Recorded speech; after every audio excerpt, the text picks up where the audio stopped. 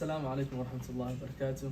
I would like to talk to you guys today about mentorship, and that's my topic for today. I hope everyone is doing well. I hope you guys had a lovely Friday or whatever day you're seeing this, inshallah. Today, when I was decided to speak on mentorship, I decided to talk about the most educated and the most influential mentor that I know about, our Prophet Muhammad alayhi salatu wasalam.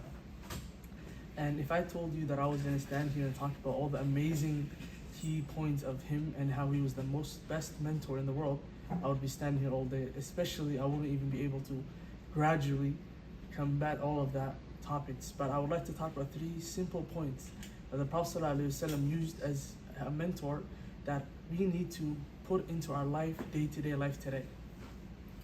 Number one is, I would like to use the hadith of Aisha radiallahu ta'ala anha, our mother, when she said the words, if Muhammad alayhi salam was to say, khamr is haram for you, alcohol is haram, from day one, none of us would allow that. We would tell him, we will not leave khamr for you ever. Now, first thing I would like to say is, Aisha radiallahu ta'ala never was a drinker. She was one of the young people that were Muslims since day one. A lot of the Sahaba never drink. But she's talking about a gradual point of the Muslim Ummah, how embedded in them this influence was, and how it took step by step pushing away from that for them to totally leave it. What do I mean by that? As mentors, we have to understand that the people we are mentoring will not turn perfect overnight. It is for us to gradually find small steps for them to take that would eventually lead them to be the people that we envision them to be, the people that they need to become to be the most successful person that they can be. Number two comes in, which is the way the Prophet ﷺ never used to compare his Sahaba. He never used to make one jealous of the other, or he never used to say, oh, Umar be more like Abu Bakr in this sense, or Abu Bakr be more like Umar in this sense. No, each one of them had their own personalities, their own things that were going for them, and the Prophet ﷺ encouraged them in that direction.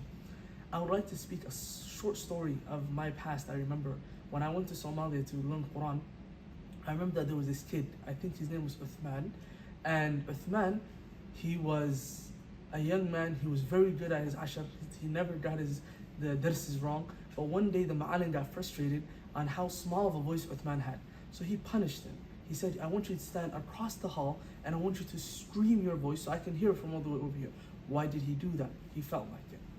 Now, the same name, Uthman bin Affan, anhu, Amirul Mu'mineen, the leader of the Muslims, at a point, the most beneficial man that was so rich that used to put his money for the sake of Allah and the messenger, the man that was called the Nurain, the two lights. He was known to have a very soft voice. He was known that when he speaks, you would have to come close to him to hear him. Now, the Prophet ﷺ never scolded Uthman for his voice. He never saw it as a problem. Now, what do I mean by this second point? What I mean is, there are some things that you don't have to mentor. There are some things that are just the personality of the person. There are some things that just you have to accept the person for. Yes, if Umar bin Khattab became too angry or too overbearing, or he was using his force in the wrong way, the Prophet ﷺ would check him.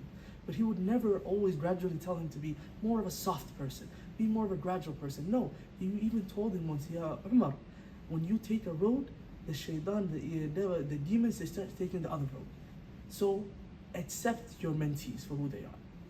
Yes, no one is perfect. I'm not perfect. My mentee is not perfect. That doesn't mean that I have to take points of them that does not need to be mentored away from them.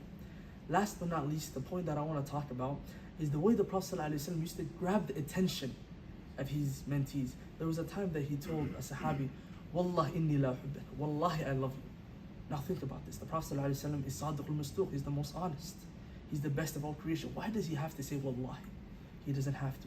But he grabs the mentee's image. He grabs his sight. He tells him, Wallahi I love you, so do this. He told him, read the dua, Allahumma inni ala dhikrika wa shukrika wa husn ibadatika. Allah help me in your remembrance. Allahumma inni ala dhikrika wa shukrika, and to thank you, wa husn ibadatika, and to gradually beautify my worship to you. Now, that Sahabi talked about how much of an implementation, how much it impacted him, that the Prophet ﷺ said, Wallahi, and I love you. To tell your mentees, I'm out here for you. I love you. it is you I'm trying to help better, get better. But if you're that mentor who the mentee is confused whether or not he's helping him or himself, I guarantee you that your mentees will not push or budge. It is up to you as a mentor to show them who they can be, to motivate them day in and day out, to remind them of the good days. And if they slip up, to remember, always push them up. And last point, Anas, the Prophet ﷺ's young servant, for a very long time said, the Prophet ﷺ never said oof to me. He never scolded me. And he never said something I did, why did you do that? Or something I forgot to do or didn't do, why didn't you do this? The Prophet ﷺ was a mentor for this young man, but he never scolded him. Now let's think about that. And let's put that in our mentees, inshallah. Assalamu alaikum wa rahmatullahi wa barakatuh.